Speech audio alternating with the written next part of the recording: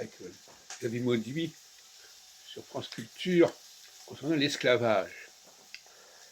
Et ce qui est intéressant,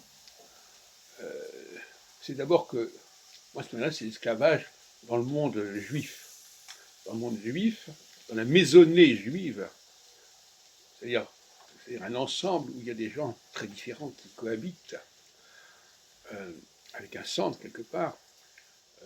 On sait que, par exemple, Jacob a fait des enfants avec des esclaves, que Abraham a fait un enfant avec une esclave. Alors le mot esclave, il faut savoir comment il est traduit, qu'est-ce qu'il veut dire. Comme dans les 10 commandements,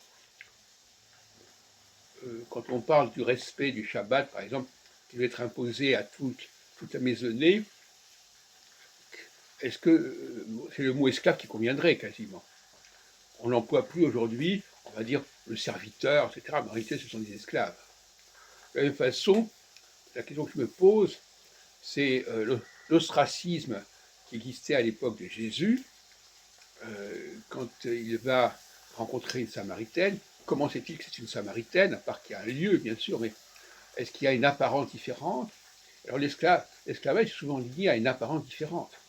Ce sont des personnes qui sont importées d'une autre ère, qui ont une autre couleur, une autre race, etc. Notamment aussi bien l'esclavage européen qui importe du sud que l'esclavage arabe qui importe de Turquie, etc. Donc il y a quelque chose de... Il y a une fonction de la couleur qui est absolument essentielle. On est parfois surpris à Paris de voir que certaines activités sont réservées à des gens qui ont une certaine apparence.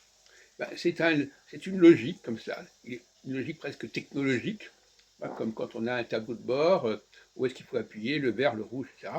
Et bien, technologiquement, on va être intéressé à accorder à des gens qui ont une apparence différente des fonctions différentes.